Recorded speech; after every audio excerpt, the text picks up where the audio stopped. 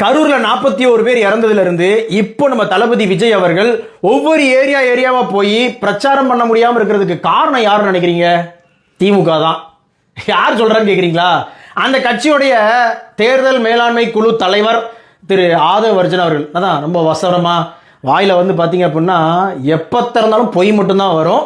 அப்படித்தான் நேத்தும் அவர் தொகுதியில ஒரு சூப்பரான ஒரு பொய்யை அப்படியே கட்டமைக்க ட்ரை பண்ணி மாட்டிக்கிட்ட பங்கு அப்படின்ற ரேஞ்சுக்கு மாட்டிருக்காரு. என்ன அப்படின்னு சொன்னா ஐநாவரத்தில் பிரச்சாரம் நடந்துட்டு இருக்கு. அந்த டைம்ல திருப்புன்னு வந்து பாத்தீங்க அப்படின்னு சொன்னா நம்ம ஆதவர்ஜனை வந்து அப்படியே மைக்கை பிடிச்சி பாட்டில உடைச்சி அதான் சரக்கு பாட்டில உடைச்சி பெண்கள் மேல வீசுறாங்க அப்படின்னு கம்ப்ளைண்ட் பண்றாரு.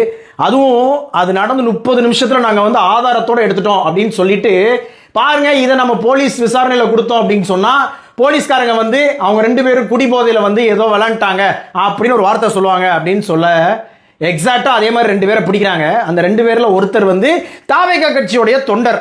ஆமா, அதை வேற போட்டு பொலன்னு பொழந்துட்டு இருக்கிறாங்க.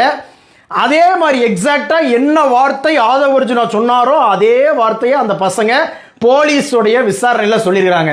அதாவது பண்ணுங்க, பிக்காளித்தனம் பண்ணுங்க, ஃப்ராடுத்தனம் பண்ணுங்க, எப்படியாவது தம்மா துண்டு பிளேடு மேல உள்ள நம்பிக்கையை ஓ மேல வை அப்படின்னு சொல்ற நம்ம தளபதியோட கட்சியில இருந்துட்டு இப்படி தம்மா துண்டு சில்லறத்தன வேலையெல்லாம் பாக்குறீங்களே mister Aadhav Arjuna, what bro, this is very wrong bro. எல்லாத்துக்குமே அதாவது அது யார் பண்ணான்றது கூட அவங்க பிடிக்கல.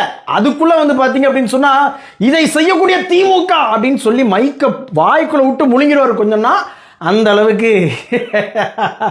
நீங்க குத்த சொல்லுங்க, திமுகவை கார்னர் பண்ணுங்க, ஆனா திமுகவை மட்டுமே கார்னர் பண்றத அரசியலா நினைக்காதீங்க. அதை தாண்டி இங்க மக்களுக்கு என்ன பண்ண போறீங்க அப்படின்ற நிறைய விஷயம் இருக்கு. அதைத்தான் பேசுங்க. நாங்க ஆரம்பத்துல இருந்து தலையால அடிச்சுக்கிட்டு இருக்கிறோம் அப்படின்றதான் இங்க நான் பதிவு பண்ண கடமைப்பட்டிருக்கிறேன்.